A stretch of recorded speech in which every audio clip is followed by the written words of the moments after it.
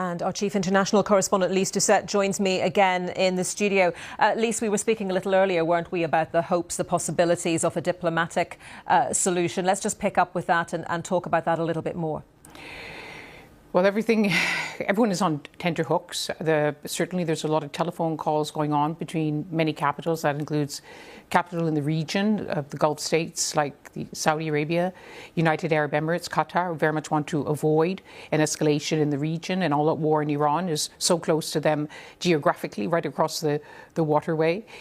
Western capitals are also really concerned. They've all called for a de-escalation, even as they say Israel has a right to defend itself. There will be this meeting in Geneva tomorrow of the Iranians, the Germans, the British, the French.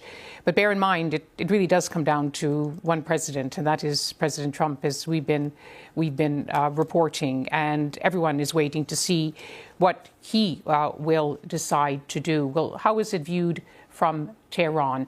We can cross to the Iranian capital now and join Dr. Saeed Khatibzadeh, who is the Deputy Foreign Minister of Iran. Thank you very much for joining us here on BBC News. Thank you very much. Thank you for giving me this opportunity.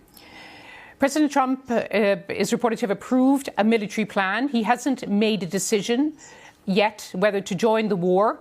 What are you expecting in Tehran?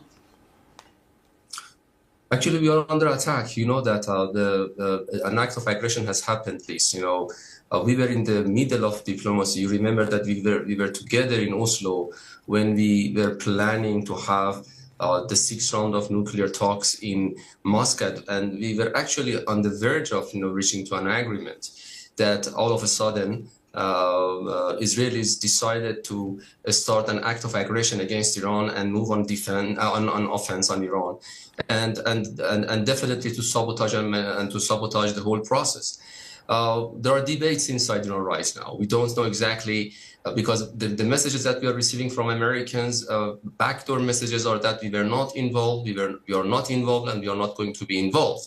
But the messages that are on public, we are receiving through President Trump's tweets and his interviews, though they are very much confusing and contradictory, but they are very much indicating that Americans have been aware, they have participated, actually they have supported this. So what are the backdoor? You mentioned the backdoor messages. President Trump says that the Iranians are telling him they want to come to the White House, they want to negotiate. What are you hearing from Washington, and what are you saying in return? No, it has been clear. All the responsible authorities in Iran has said that